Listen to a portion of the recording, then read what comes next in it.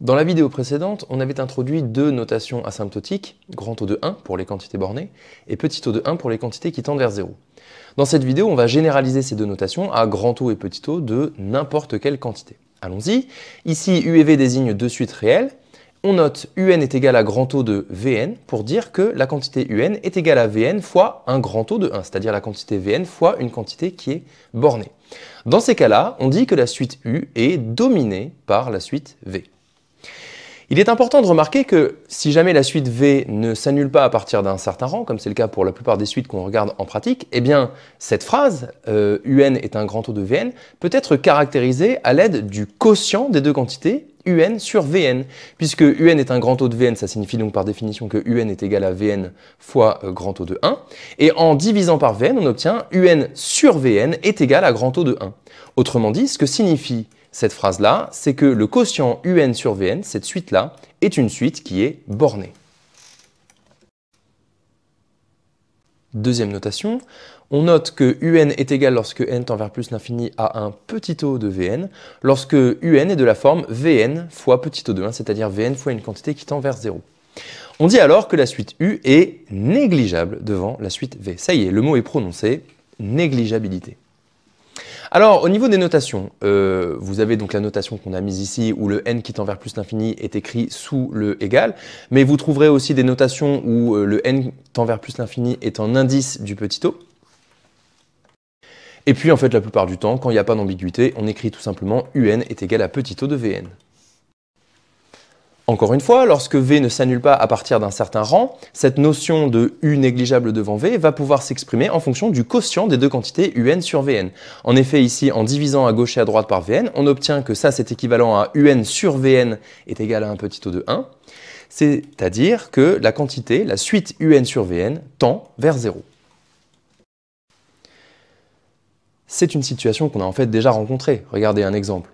On sait par croissance comparée que le quotient n carré sur exponentielle n, il tend vers 0 lorsque n tend vers plus l'infini. Et bien voilà, ça maintenant on a une nouvelle manière de l'exprimer, c'est que n carré est un petit o de exponentielle n, autrement dit n carré est négligeable devant exponentielle n.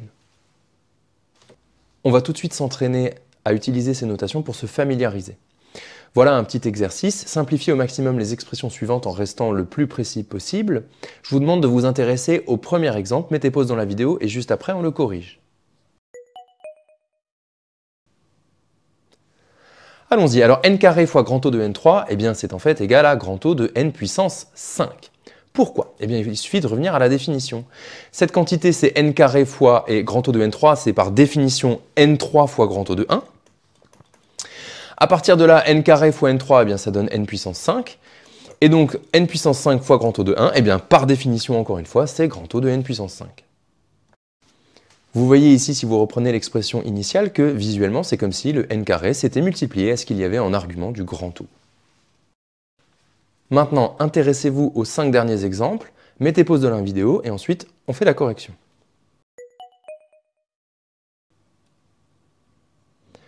Alors, allons-y. 5 sur n2 fois petit o de n, eh bien c'est égal à petit o de 1 sur n. Pourquoi? Eh bien même chose, si jamais on revient à la définition de petit o de n, c'est n fois petit o de 1, le 5 sur n2, lui, il ne bouge pas. Et là on voit que eh bien, n sur n2, ça nous donne le 1 sur n, et puis il reste ce 5 petit o de 1. Mais 5 petit o de 1, on sait que c'est petit o de 1, souvenez-vous des propriétés, les constantes multiplicatives vis-à-vis des petits o ne servent à rien. Donc on obtient 1 sur n fois petit o de 1, c'est-à-dire bien petit o de 1 sur n. Encore une fois, c'est comme si le 1 sur n2 avait été multiplié par ce qu'il y a en argument ici du petit o, et puis le 5, eh bien le 5 il ne sert à rien du tout. Troisième exemple, petit o de n2 fois petit o de 1 sur n3, ça c'est égal à petit o de 1 sur n.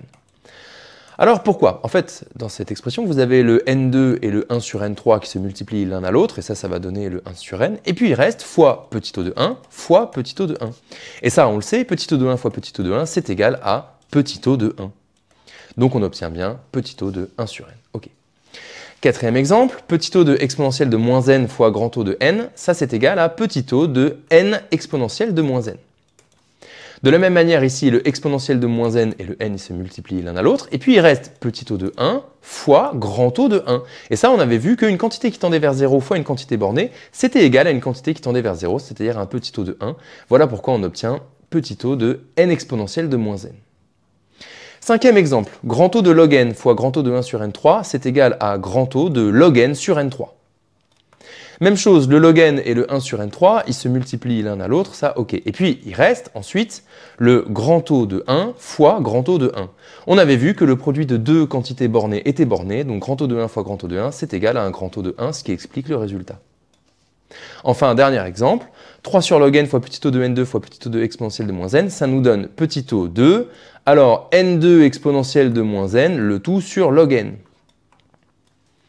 Effectivement, ces trois quantités-là, 1 sur log n, n2, exponentielle de moins n, elles se multiplient entre elles. Et puis, il va rester 3 petit O de 1 fois petit O de 1.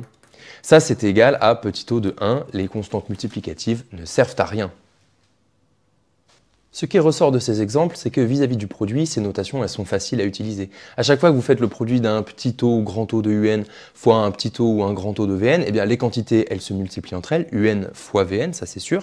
Et puis ensuite, il n'y a plus qu'à regarder le comportement des petits O et des grands O entre eux. Et là, derrière un petit O de n'importe quoi, il y a un petit O de 1. Et derrière un grand O de n'importe quoi, il y a un grand O de 1. Donc on se ramène à ce qu'on savait sur le comportement de petit O de 1 et de grand O de 1. Par exemple, sur la première ligne, petit O fois petit O, eh ben ça donne petit O. Ensuite, grand O fois grand O, ça donne grand O. Et enfin, petit O fois grand O, ça donne petit O. On va maintenant s'intéresser à ce qui se passe vis-à-vis de la somme. Là aussi, en fait, on va pouvoir se ramener à des propriétés qu'on connaît déjà sur petit O de 1 et grand O de 1. La technique, je vous le dis, c'est de factoriser par les quantités qui permettent de se ramener à petit O de 1 et grand O de 1. Intéressez-vous ici au premier exemple, mettez pause dans la vidéo et on le corrige juste après. Alors, 2 petit O de racine de n plus petit O de racine de n, ça c'est égal à petit O de racine de n. Pour le comprendre, il suffit de factoriser là-dedans par racine de n. Si vous faites cette factorisation, à l'intérieur maintenant de votre parenthèse, vous avez 2 petit O de 1 plus petit O de 1, et ça, on le sait, c'est égal à petit O de 1. Donc racine de n fois petit O de 1, ça explique bien le petit O de racine de n. Ok, maintenant regardez les 3 exemples suivants, mettez pause dans la vidéo et on les corrige. Alors, grand O de 1 sur n moins grand O de 1 sur n, ça c'est égal à un grand O de 1 sur n. Vous pouvez le dire en fait sans justification, mais pour le moment, voyons pourquoi c'est vrai. Ici, si on factorise par 1 sur n, eh bien on se ramène dans notre parenthèse à grand O de 1 moins grand O de 1. Et ça, on le sait, la différence, ou la somme de manière générale, de deux quantités bornées, c'est borné, donc c'est un grand O de 1, d'où grand O de 1 sur n comme résultat final. Troisième exemple, petit O de exponentielle de moins n moins 2 grand O de exponentielle de moins n, c'est un grand O de exponentielle de moins n. Même technique, on factorise par exponentielle de moins n, et donc à l'intérieur de notre parenthèse, on a petit O de 1 moins 2 grand O de 1. Alors le moins 2, la constante multiplicative, ne sert à rien ici, hein. C'est comme si on avait petit O de 1 plus grand O de 1. En tout cas, on le sait, quand on a la somme d'une quantité qui tend vers 0 plus une quantité bornée, eh bien c'est borné, puisque un petit O de 1 est à plus forte raison un grand O de 1. D'où grand O de 1 fois exponentielle de moins n, le résultat final, grand O de exponentielle de moins n. Dernier exemple, exponentielle de n plus grand O de exponentielle de n, c'est égal à grand O de exponentielle de n. Autrement dit, le exponentielle de n qu'il y a au début de la première expression ne sert à rien. Alors pour s'en rendre compte, on factorise par exponentielle de n, et dans la parenthèse, on a 1 plus grand O de 1. Et ça, en fait, c'est comme si vous aviez une quantité bornée, grand O de 1, et que vous la translatiez de 1, on obtient donc une quantité bornée, grand O de 1, ce qui donne donc le résultat final. Il faut bien comprendre ici qu'on n'a aucune perte d'information, hein, puisque la quantité bornée qu'on avait à l'origine dans cette parenthèse, là, le grand O de 1, on ne savait absolument pas par quoi elle était bornée, et quand on rajoute 1, eh bien, on ne sait toujours pas par quoi elle est bornée, donc il n'y a pas de perte d'information. Le exponentiel n qu'on avait au départ de l'expression ne sert vraiment à rien dans cette expression. De façon générale, dans tous les exemples que nous avons vus, vous pouvez y réfléchir, il n'y a aucune perte d'information de gauche à droite dans la simplification. On va maintenant s'intéresser à des quantités qui sont toujours des sommes, mais qui font intervenir des petits O et des grands O, deux quantités qui sont différentes entre elles. Je vous propose de faire à chaque fois l'exercice en deux temps. Tout d'abord, d'essayer d'intuiter le résultat, Et puis ensuite de le justifier proprement en se ramenant à des propriétés sur petit o de 1 et grand O de 1. Je vous le dis, la technique, c'est encore une fois de faire des factorisations, mais pas par n'importe quelle quantité, par la quantité prépondérante dans l'expression. Intéressez-vous au premier exemple, mettez pause dans la vidéo et on le corrige tout de suite. Alors allons-y. Petit o de n carré plus petit o de n3, c'est égal à petit o de n3. Pourquoi ? Vous voyez, en fait, ici, dans cette expression, la quantité prépondérante, c'est n3. La quantité de droite, ici, c'est donc une quantité qui est négligeable devant n3. Et puis, en fait, celle de gauche, elle est négligeable devant n carré, qui lui-même est négligeable devant n3.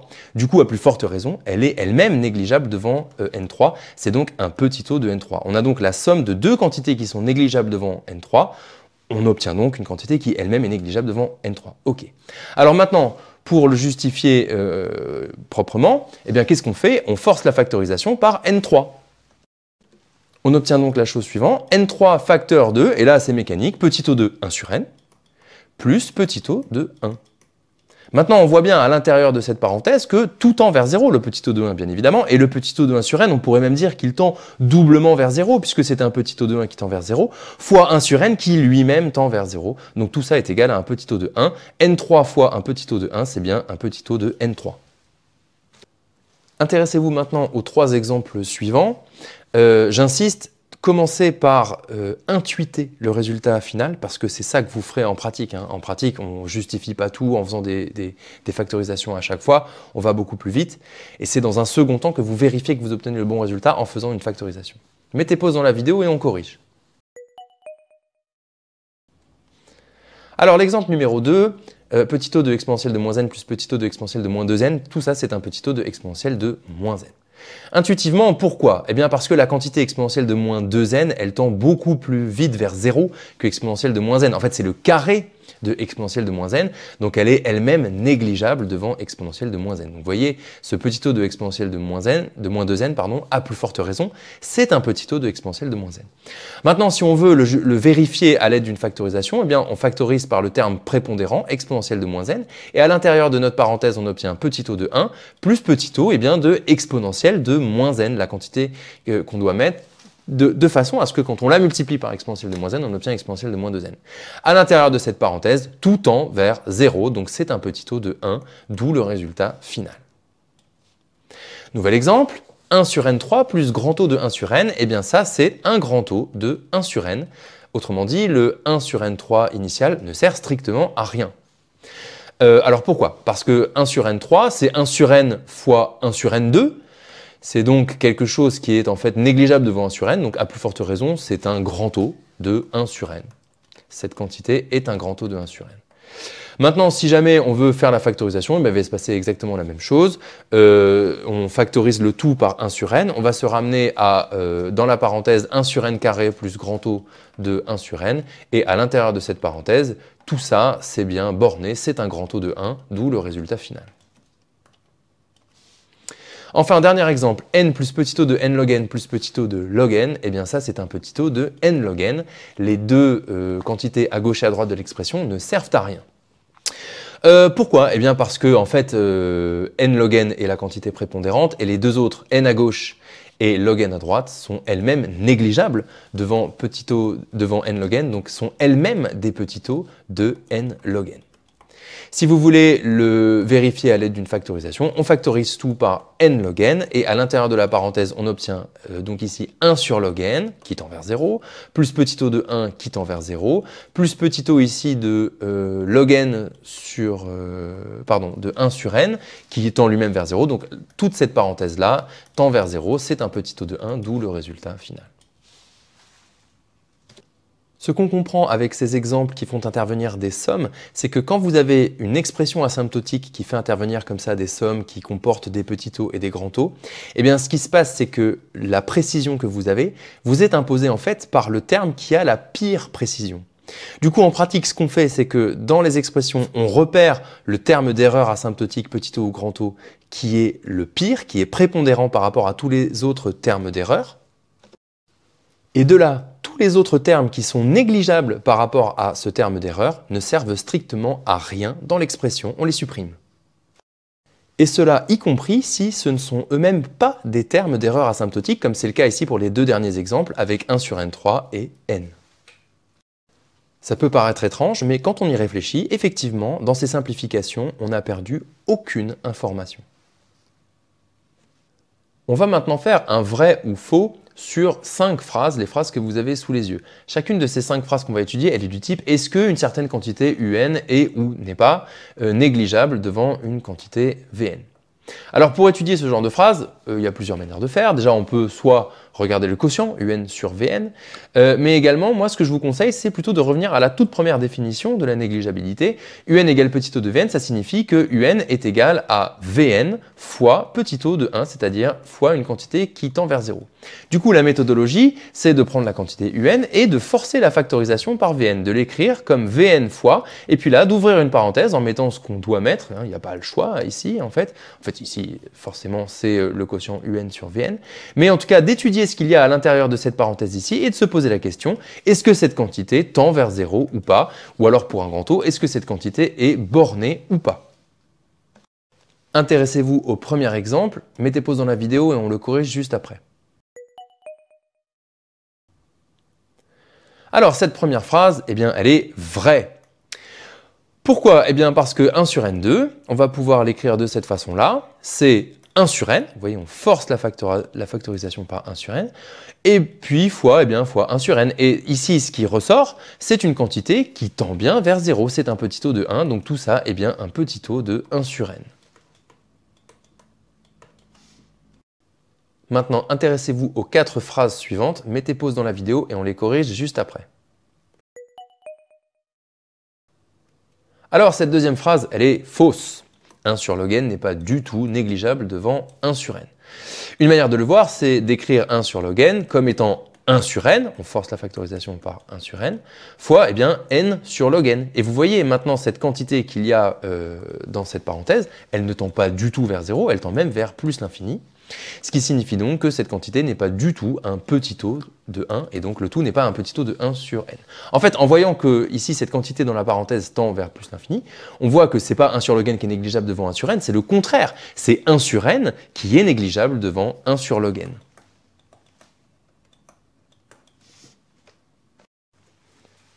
Maintenant, la troisième phrase, elle est vraie. Pourquoi? Eh bien, cette quantité est 5n4 moins 3n2 moins 1. Si jamais on la factorise par n4, eh bien on obtient à l'intérieur de la parenthèse 5 moins 3 sur n2 moins 1 sur n4. À l'intérieur de cette parenthèse, cette quantité, en fait, elle tend vers 5, donc en particulier, à plus forte raison, elle est bornée. C'est donc un grand O de 1, ce qui fait que le tout est un grand O de n4. La quatrième phrase, petit o de n2 égale petit o de n3, elle est vraie, bien sûr. Pour le démontrer, partons de ce qui est à gauche, petit o de n2, et forçons la factorisation par n3. Ça nous donne n3, facteur de petit o de 1 sur n. Et cette quantité petit o de 1 sur n, c'est une quantité qui tend vers 0, elle tend même doublement vers 0, c'est petit o de 1 fois 1 sur n, donc ça tend vers 0. Donc le tout est bien un petit o de n3. Enfin, cinquième phrase, cette phrase est fausse de façon générale. Un petit o de n3 n'est pas du tout forcément un petit o de n2. Alors, deux manières de le voir. Tout d'abord, on peut voir pourquoi ce qu'on a fait avant ne marche pas. Si jamais petit o de n3, on force la factorisation par n2, on se retrouve avec petit o de n. Petit o de n, si jamais on s'intéresse à la limite de cette quantité, on ne peut pas l'avoir, puisque par définition, c'est n, qui tend vers plus l'infini, fois petit o de 1, qui tend vers 0. Donc ici, c'est une forme indéterminée si on s'intéresse à cette limite. Maintenant, pour montrer que cette égalité petit o de n3 égale petit o de n2 est fausse de façon générale, la bonne manière de faire, c'est de mettre en évidence un contre-exemple, c'est-à-dire une suite qui est un petit o de n3, mais qui n'est pas un petit o de n2. Alors en fait, on a un peu l'embarras du choix. Je vous propose l'exemple suivant, la quantité un qui serait égale à, mettons, n puissance 2,5. Cette quantité, elle est bien négligeable devant n3, donc c'est un petit o de n3. Par contre, ce n'est pas du tout un petit o de n2, c'est même le contraire. En fait, c'est n carré qui est un petit o de n puissance 2,5. Là, c'est le moment de faire une petite pause et de regarder calmement ces deux dernières égalités qu'on vient d'écrire. Peut-être que vous êtes un peu perplexe en les regardant, et si vous l'êtes, vous avez raison de l'être, parce qu'il y a quand même quelque chose qu'il va falloir expliquer. On est en train de dire qu'on a une égalité du type A égale B qui est vraie, alors que de l'autre côté, B égale A qui est fausse. C'est quand même un petit peu bizarre. Bon, creusons les choses. En fait, on en a déjà un petit peu parlé, les égalités asymptotiques sont des égalités qui se lisent de gauche à droite, mais il faut comprendre pourquoi. En fait, quand vous regardez une quantité du type petit o de n carré, eh bien, vous n'êtes pas du tout en train de regarder une suite. Vous êtes en train de regarder un ensemble de suites. Les suites qui sont négligeables devant n carré, il y en a une infinité. Donc là, petit o de n carré, c'est quelque chose qui représente l'ensemble des suites qui sont négligeables devant n carré, et il y en a une infinité. De l'autre côté, petit o de n cube, ça aussi, en fait, c'est un ensemble. C'est l'ensemble des suites qui sont négligeables devant n cube. Maintenant, quand on dit que petit o de n2 est égal à petit o de n3, en fait, la vraie signification mathématique, c'est pas du tout un égal sur ces ensembles, c'est une inclusion. On est en train de dire que n'importe quelle suite négligeable devant n2 est également négligeable devant n3, c'est-à-dire que l'ensemble de gauche est inclus dans l'ensemble de droite.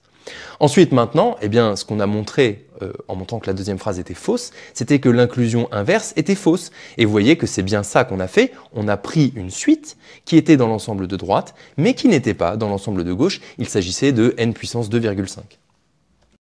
Quand on comprend que derrière une égalité asymptotique, il y a en fait une inclusion d'ensemble, on comprend bien pourquoi les égalités asymptotiques se lisent bien de gauche à droite.